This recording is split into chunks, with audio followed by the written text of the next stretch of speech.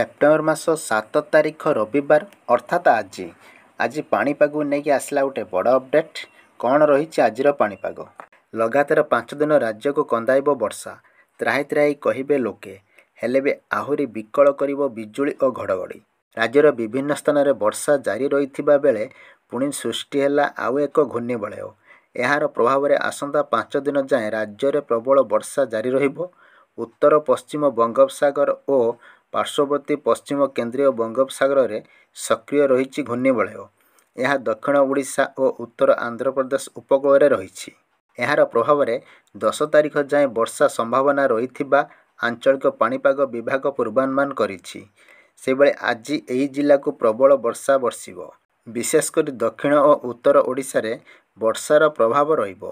ଆସନ୍ତା 24 ଘଣ୍ଟାରେ ସାରା ଓଡ଼ିଶାରେ ହାଲୁକାରୁ ମଧ୍ୟମ ଧରଣର ବର୍ଷା ନେଇ ୟେଲୋ ୱାର୍ଣ୍ଣିଂ ଜାରି କରାଯାଇଛି। ଗଜପତି, ରାୟଗଡ଼ା, କଳାହାଣ୍ଡି ଓ ନୂଆପଡ଼ା ଜିଲ୍ଲାକୁ ପ୍ରବଳ ବର୍ଷା ହେବା ସମ୍ଭାବନା ରହିଛି। ସେହିପରି ଆଜି ସାରା ଓଡ଼ିଶାରେ ବର୍ଷା ସହ ଗଞ୍ଜାମ, ଗଜପତି, କେନ୍ଦୁଝର, ସୁନ୍ଦରଗଡ଼ ଓ ମୟୂରଭଞ୍ଜ ପରି 5 ଜିଲ୍ଲାରେ ପ୍ରବଳ ବର୍ଷା ନେଇ ୟେଲୋ ୱାର୍ଣ୍ଣିଂ ଜାରି କରିଛି ପାଣିପାଗ ବିଭାଗ। ବର୍ଷା ସମୟରେ 30ରୁ 40 କିଲୋମିଟର ବେଗରେ ପବନ ବହିବାର ସମ୍ଭାବନା ରହିଛି।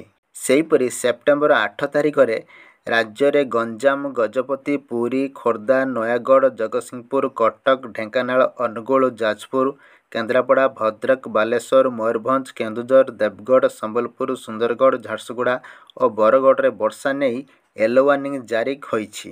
ବର୍ଷା ସମୟରେ ବିଜୁଳି ଘଡ଼ଘଡ଼ି ସହ ପବନର ବେଗ 30ରୁ 40 କିଲୋମିଟର ବେଗରେ ପବନ ବହିବାର ସମ୍ଭାବନା ରହିଛି।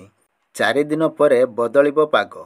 ସେହିପରି ଆସନ୍ତା ସେପ୍ଟେମ୍ବର 9 ଓ 10 ତାରିଖ ପର୍ଯ୍ୟନ୍ତ ରାଜ୍ୟର ସମସ୍ତ ଜିଲ୍ଲାରେ ପ୍ରବଳ ବର୍ଷା ନେଇ ୟେଲୋ ୱାର୍ଣ୍ଣିଂ ଜାରି ହୋଇଛି।